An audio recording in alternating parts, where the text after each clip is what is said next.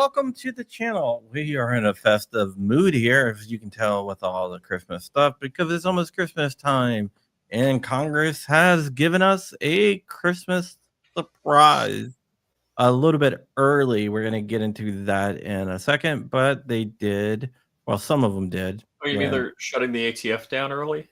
I would love that, but no. We're going to be talking about an amicus brief that was just filed.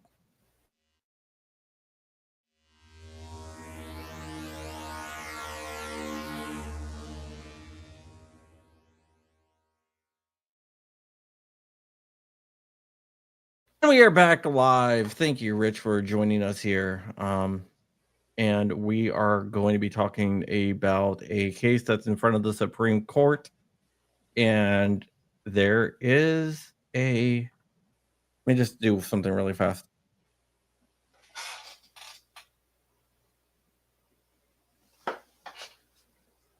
Okay, there you go.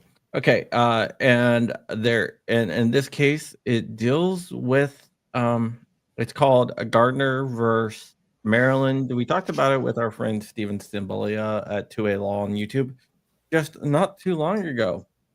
And what happened was there was a lady driving, and she accidentally crossed into Maryland from Virginia with her firearm. She did not have a Maryland concealed carry permit, and that could be an issue. What happened was somebody assaulted her in her car. She pulled out a gun to defend herself. Instead of focusing on the actual criminal, what they did was arrested her for having a gun in Maryland without a Maryland concealed carry permit. Maryland Second Amendment right? What? Yeah, Maryland does not recognize Virginia's CHP concealed handgun permit. Maryland does not recognize anyone, so you have to get a specific Maryland permit. So they arrested her for defending herself with her firearm. This is going up in front of the Supreme Court. She is the appellant in this case, and she's seeking a writ of certiorari with the Supreme Court versus Maryland. The case is Gardner versus Maryland. Eva Marie Gardner is the appellant, and this could have rippling effects across the whole entire 2A landscape. Not necessarily, but it could. It could have rippling effects across 2A landscape, the 2A landscape, because what they could do is go ahead and rule on this for her and say that is not as applied, or they can do a facial challenge. It's whatever the Supreme Court says. We're not going to get into that right now because the Supreme Court hasn't even taken the case. But as of today, a bunch of U.S. senators, Ted Cruz, Ted Budd, John Cornyn, who is famous for the Bipartisan Safer Communities Act, maybe he's trying to David Bacon, Steve Daines, Lindsey Graham, Jim Justice, James Lankford, Mike Lee, Cynthia Lummis, Ashley Moody of Florida, Rand Paul, Tom Tillis, and Tom Tillis, they basically issued an amicus brief. We're gonna read a little bit through it right now, and then we're going to get out of here and enjoy our weekend. But so let's go ahead and start right here. Rich, you see it? Amici will address the first question presented in the petition. Does Maryland's prohibition on carrying a handgun without a state permit and it's not centered? I can't read it. I'm trying to get it centered. Never mind. There you go. Put us on the bottom. Let's see. That's a good idea. Does Maryland's prohibition on carrying a handgun without a state permit, as applied to an interstate traveler with a valid Virginia concealed carry permit who displayed a loaded firearm in self-defense against an assailant's vehicular assault and physical advance violate the Second Amendment under the New York State Rifle and Pistol Association v. Bruin. Yay, She Judge ran Thomas. off the road, and they were approaching her with a handgun. They're approaching her, so she drew her handgun. Yeah, that's This really, is like the table content. That's exactly what Bruin and the Second Amendment say. We got to change our layout because this is not working good. Which layout do we be? No, that is the layout we should use. All right, let's select. Okay, over the past 2 decades, this court has restored and reaffirmed the Second Amendment's core guarantee that ordinary law-abiding Americans have a fundamental right to defend themselves first in the home in Heller, then against the state infringement in McDonald, and finally in public in Bruin. This case presents... I don't know where you skipped to. This case prevents... Oh. I lost my... Oh, okay. In Bruin, it would reaffirm that the right of self-defense does not evaporate at a state border, but remains the birthright of every American citizen. Oh, okay. There you are. Sorry. This case presents an enormously important Second Amendment question about the self-defense rights interstate travelers, one that has been given short shrift by federal and state courts. The right to self-defense means little if it ends in a short distance. Amen, brother.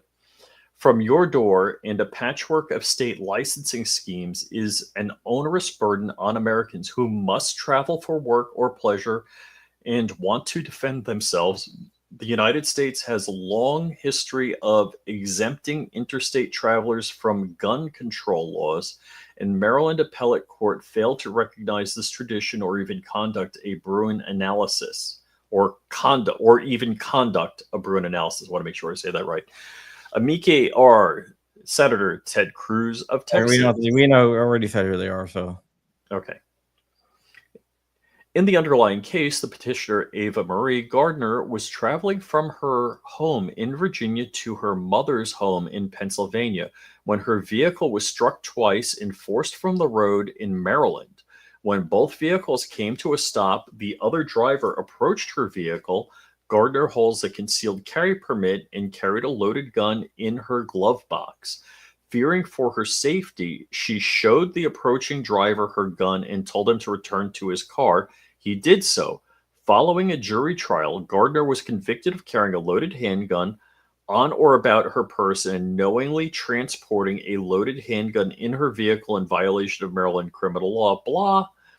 On appeal, Maryland Appellate Court recognized that the Second Amendment and 14th Amendments protect an individual's right to carry a handgun for self-defense outside the home, but declined to conduct a Bruin analysis for Maryland criminal law, relying on a footnote in Bruin to decide that shall issue permitting schemes are per se constitutional. And I hate you for that. That is footnote 9.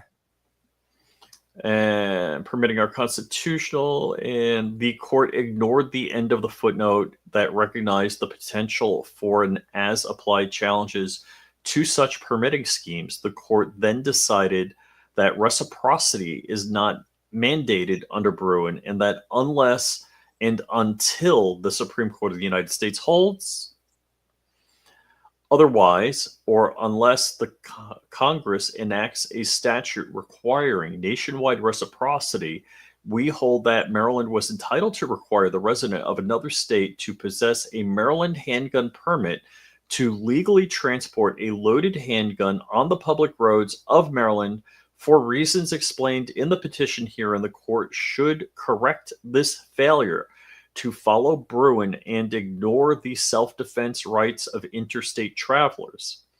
Additional reasons for granting the petition: the Second Amendment provides an unqualified command that the right of the people to keep and bear arms shall not be infringed. This court has recognized that this unqualified right to self-defense applies inside the home, District of Columbia versus Heller, McDonald v. city of Chicago, and outside the home in Bruin, this court should now recognize that the right applies not merely near the home, but as the person travels. Amici write separately to provide this court with extensive evidence of the United States historical tradition of exempting travelers from firearms regulation, such as Maryland concealed carry statute at issue here. This court should grant review to disapprove the lower court's failure to apply Bruin. The Maryland Appellate Court's decision continues the troubling pattern of state and federal courts ignoring the Bruin framework. This court has been clear that the very enumeration of the Second Amendment takes out of the hands of government the power to decide on a case-by-case basis whether the right to keep and bear arms is really worth insisting upon. And they're quoting Bruin. The Second Amendment, I just lost myself. Bruin. The Second Amendment is the very product of an interest balancing by the people, and it surely elevates all of the above interests, the right to bear of law-abiding, responsible citizens to use arms for self-defense. This balance, struck by the traditions of the American people, demands unqualified deference. Instead of giving deference to the American people's constitutional determination, the court below avoided conducting a Bruin analysis. Had it done so, it would have held that Maryland criminal law, blah, as applied to Gardner's circumstances, is unconstitutional. This court should grant review to clarify that it really meant what Bruin said, or what is said in Bruin. This nation's historical tradition of firearm regulation does not include broad department, especially of interstate travelers. The Maryland Appellate Court failed to conduct a Bruin analysis. In Bruin, the court instructed the state and federal courts to use a two-step framework when evaluating Second Amendment claims. First, the court determines whether the Second Amendment plain text covers the conduct. If so, the Constitution presumptively protects that conduct. The burden then shifts to the government, who must affirmatively prove that its firearm regulation is consistent with the nation's historical tradition of firearm regulation that delimits the outer bounds of the right to keep and bear arms. Yeah, I just want to say that basically the court said, we're not going to do that. We're just going to rely on footnote 9. Because that would make us wrong. That says like licensing schemes are presumptively constitutional, which I disagree with, but that is what I disagree with also says. Because the Second Amendment is very clear. You have the right to keep and bear arms, and it shall not be infringed. Yeah, but one of the things that they can say is that, okay, even if you don't get rid of footnote 9, she was licensed to carry a concealed handgun. The question is whether that license ends at the state border, or if it's like driver's license and all states marriage license. Yep. The court looks for a well-established and representative historical analog, not a historical twin, but courts should not uphold every modern law that remotely resembles a historical analog, because doing so risks endorsing outliers that our ancestors would have never accepted. An analogous statute is one that follows the same how and why the regulations burden a law-abiding citizen's right to armed self-defense. Instead of conducting a Bruin analysis and placing the burden of proof on the government to show the historical analog that could justify its regulation, the Maryland Appellate Court treated a statement on shall issue permitting schemes in footnote 9 of Bruin as dispositive. In Bruin, this court wrote that nothing in our analysis should be interpreted to suggest the unconstitutionality of the 43 states shall issue licensing regimes under which a general desire for self-defense is sufficient to obtain a permit. Bruin, let's see. But nothing in the dicta found in that footnote purports to exempt permitting schemes from Bruin analysis. In fact, the footnote says that because any permitting scheme can be put toward abusive ends, this court does not rule out constitutional challenges to shall issue regimes. Had the court below conducted a Bruin analysis, it would have been forced to admit that no historical analog exists for depriving interstate drivers of their self-defense right. Failure to conduct an individualized determination of the right to keep and bear arms is not in keeping with America's historical traditions. Under the first step of the Bruin analysis, no one has disputed that Gardner, an ordinary law-abiding adult citizen, is part of the people whom the Second Amendment protects.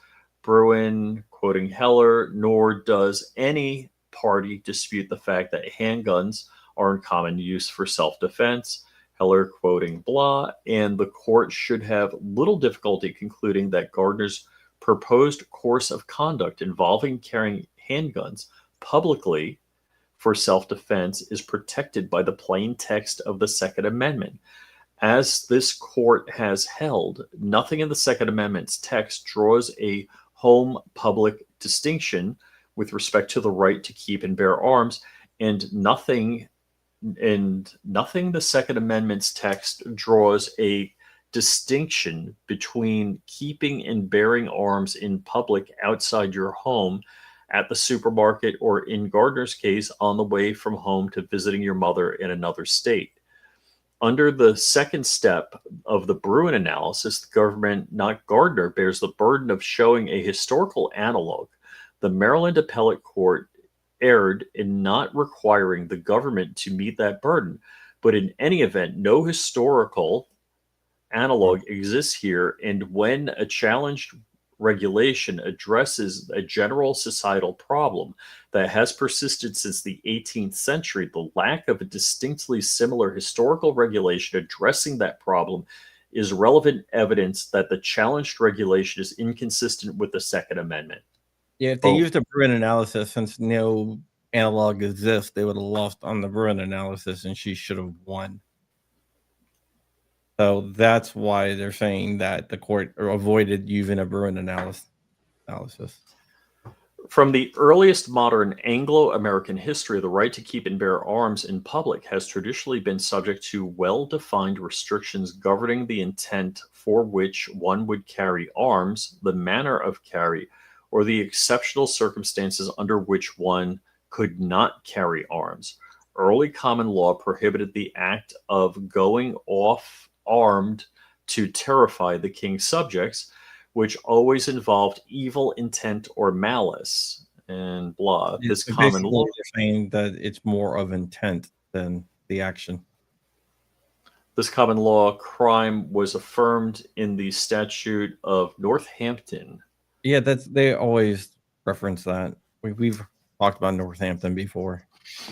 Later, some earlier colonial statutes similarly authorized justices of the peace to arrest all affrayers, rioters, disturbers, breakers of the peace, and such as shall ride or go armed offensively by night or by day in fear of affray of their majesties.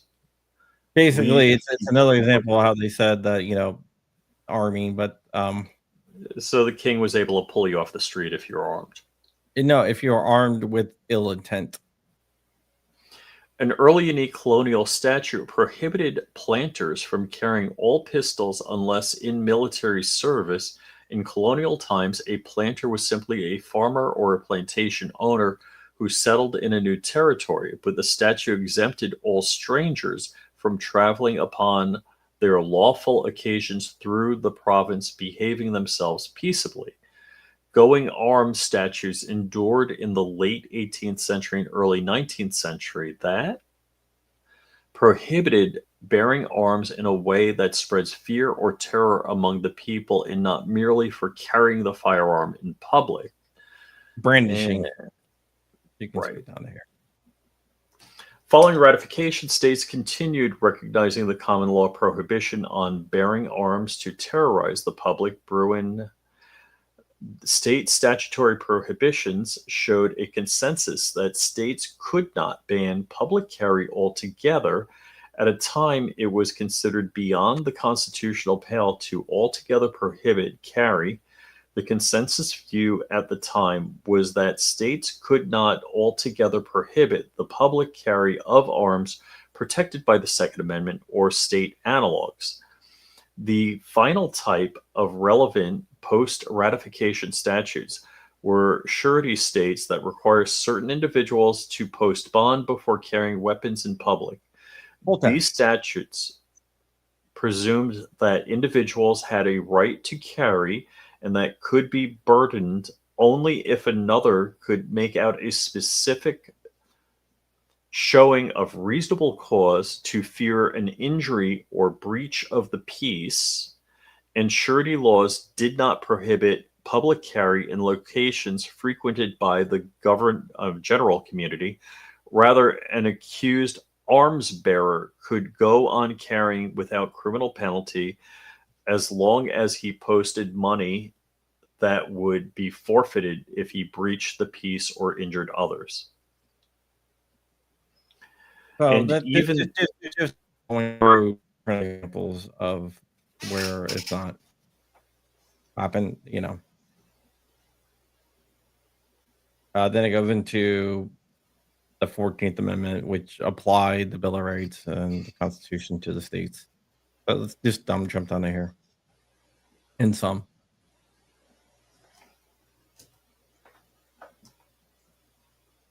I'll do it. In some, the history of public carry in America shows that the Second Amendment is guaranteed to all Americans the right to keep and bear arms, commonly use arms in public, subject to certain reasonable, well-defined restrictions. Those restrictions, for example, limited the intent of which one was carrying, blah, blah, blah. Okay, basically that's just quoting Bruin there. And then we jump down to where they talk about interstate travel, self-defense rights. Just as the right to bear arms is not limited to the home, so is it not limited to one state of residence. The right to keep and bear arms for self-defense means relatively little if it ends at a state border, especially for people who live near borders, like me, for example, and are required to cross state lines for work or daily living, such as those living in the Virginia, Maryland, D.C. area, like me. In fact, states have a long recognized as heightened interest in self-defense for travelers and have accordingly exempted them from gun control laws. Yet today, some states have refused to recognize self-defense rights of interstate travelers, resulting in a patchwork of permitting schemes, creates an impractical burden requiring a person to obtain a permit from each state which she travels. Then it goes back into Scottish law a little bit.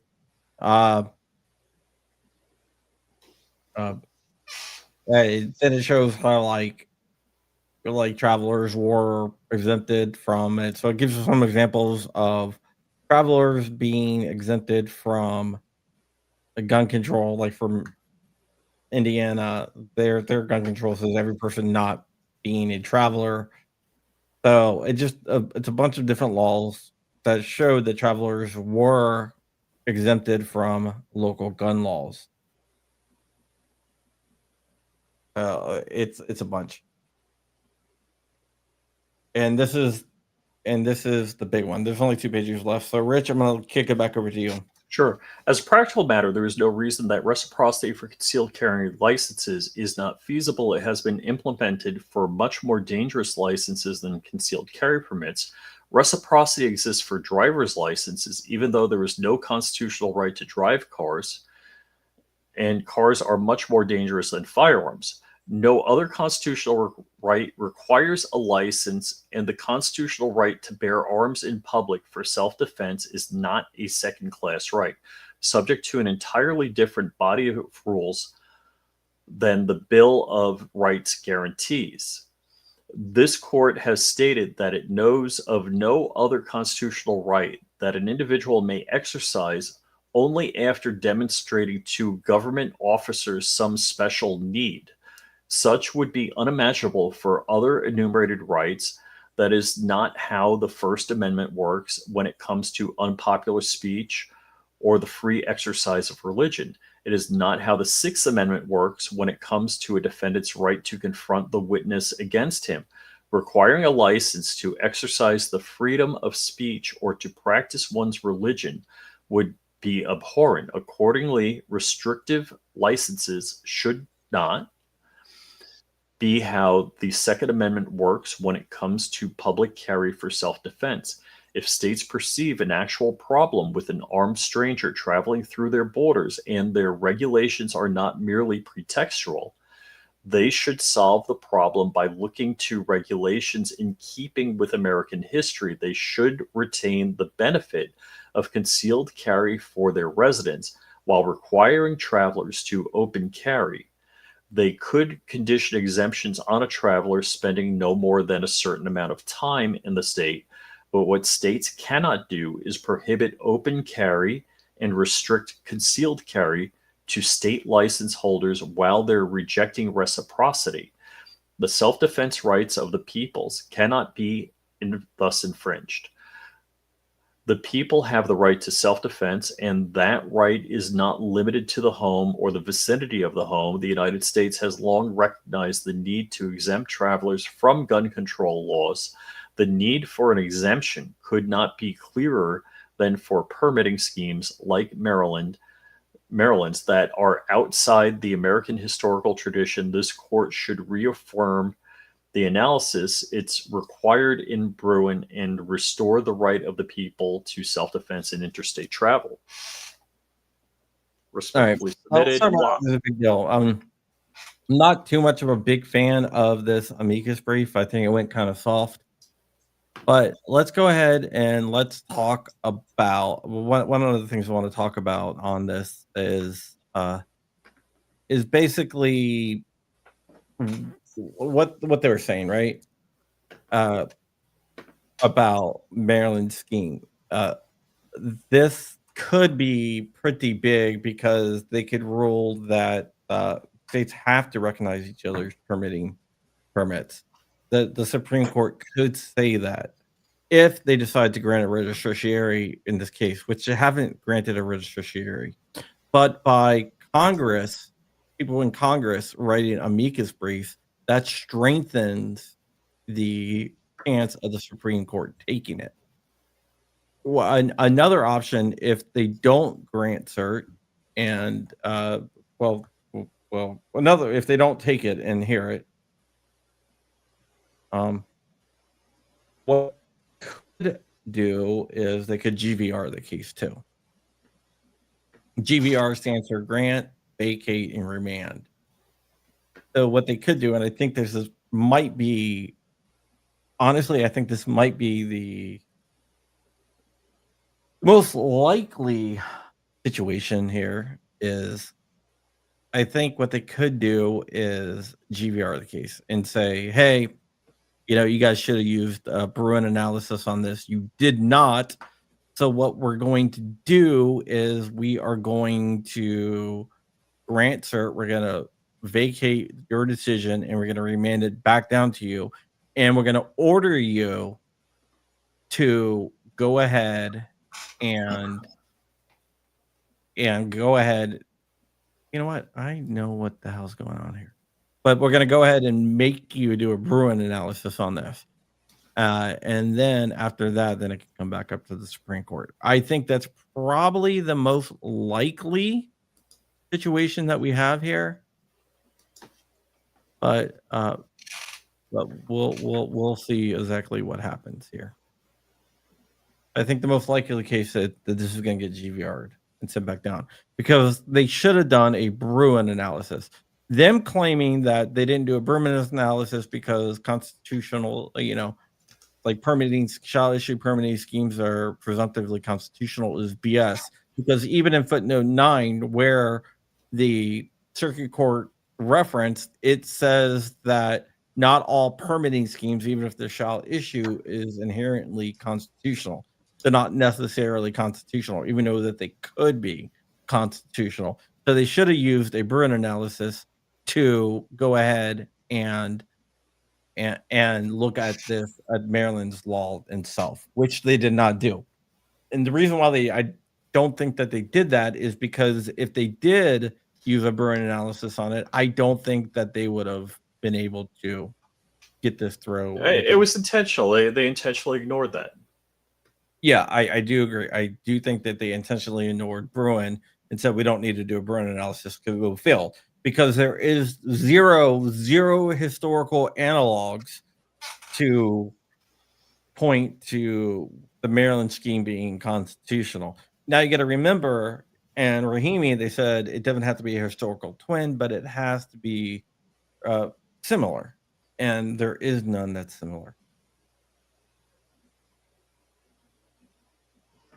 So there we go. I think they're similarly full of crap. Yeah, but with the Bruin analysis, I don't see how the. But then again, it's the Fourth Circuit, and the Fourth Circuit is the most anti-gun circuit in the country, even a lot more anti-gun than the Ninth Circuit. So I'm sure that they would still rule for Maryland, but it would just strengthen the case when it got back up to SCOTUS, and they would.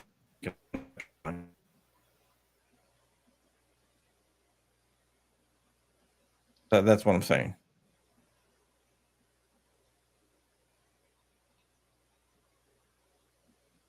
I think that is something that really needs to be looked into, and I hope they do grant cert in this case because she ran off the road,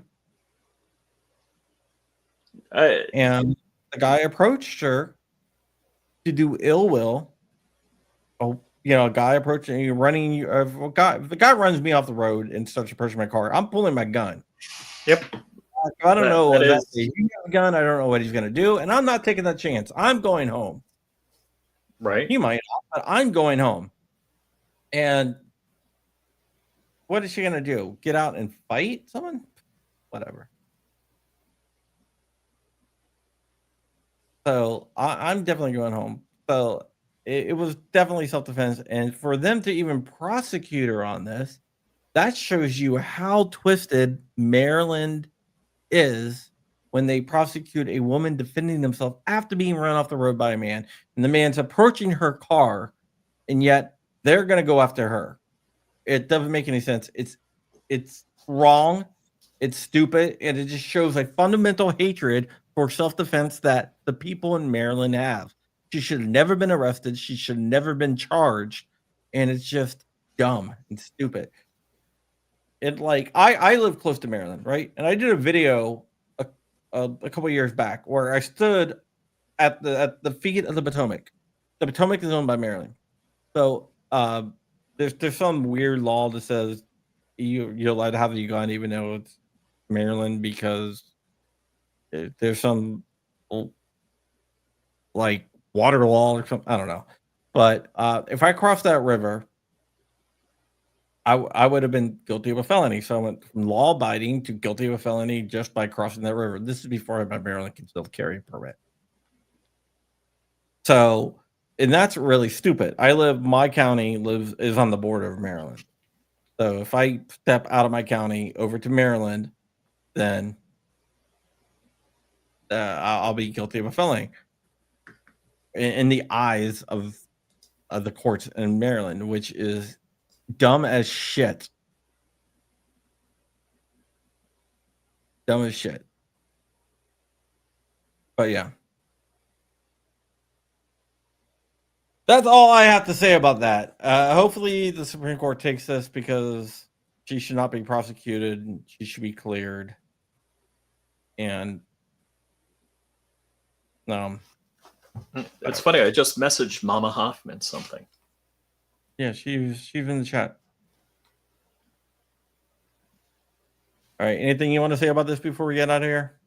Look, I think my driver's license, pilot's license, marriage license is recognized throughout the state. In fact, my pilot's license is recognized throughout the world. I don't understand. And what wasn't mentioned here, and if it was, I missed it, is Florida has preemption, meaning every county in Florida and every municipality cannot have their own firearm regulations. But some states are that way, that you would have to know every town and county's laws to travel through it legally. Yeah, I know the majority of different laws in like counties and stuff like that, but I don't know them all. And this is what I do. I mean, this is my whole entire thing. This is what I do. And not everyone has a like have the time, or this is what your job is, to go and learn about all this stuff, right? And even reciprocity changes. So Reciprocity changes all the time. It can change tomorrow. you could start a trip. And I remember my Florida reciprocity with Pennsylvania changed for a period of time. Originally there was, and apparently, the Florida had a beef or Pennsylvania had a beef with Florida, and they stopped reciprocity. So Yeah, you this could takes literally start a 1 week trip to New York and back, or let's say Pennsylvania and back, where you can carry, and have the reciprocity laws change while you're in travel. yeah, exactly. It's like the AG of Florida can come out tomorrow and go, we're not going to recognize Georgia, and Georgia's going to be like, we don't recognize Yes. Florida anymore. And And basically like, oh, that's what happened. I don't remember the specific details. And I mean, could you imagine if religion was that way, which was a good example that they brought up in the Amicus brief, is, like, hey, I want to pray, or I'm a Floridian, but I want to pray in Maryland, and I get caught praying in a Maryland church. Does that mean I get arrested and sent to jail? yeah, the Second Amendment is not a Second Class right, and there shouldn't be special requirements for the Second Amendment. But And other I than like that, the contrast. The Bill of Rights were there for a reason. The first 10 amendments specify the rights of the individual and the protections granted to them. the Bill of Rights, it acknowledges these, and it's a bill. What do I always call the Bill of Rights? Oh yeah. Bill of Negative Liberties, because it Yes, restricts it's a the charter government. of negative liberties, and it It's a says charter what of they negative can't liberties. do to you. Yeah, because And like the government cannot violate these rights. We acknowledge these rights, but these rights are inalienable, right? They're from your creator, whether you want to believe that's God, the universe, I don't know, like a worm on the ground, whatever you want to believe. They are from your creator. They are inalienable. The government cannot take those rights from you. Those are your rights. Now you can say like, well, like, oh, what do the government cannot just willy-nilly wake up one day and be like, yeah, you don't have your Second Amendment right, whatever. Yeah, but if you believe in this flying spaghetti monster, there you go. Those rights are inalienable. Those are not from the government. Your rights do not come from the government. And that's what a lot of people get confused about. They think the rights are from the government and the Constitution grants you rights. The Constitution, the Bill of Rights specifically, does not grant you a damn right. It acknowledges the rights you already have. Sorry, I got a little bit heated there. alrighty, Crumpy, I got errands to run. Like, yep. Not man given or regulated, exactly. All right, guys, that's it. I hope you guys have fun. Enjoy your weekend. I got a lot of work to get done. I got a story to tell you guys, and this is, you'll hear about it in a week, but it was something that it started out small, but got real big, real fucking fast. But we'll get into that later, like probably this time next week. All right, guys. Stay free, and I'll see you guys later. Bye.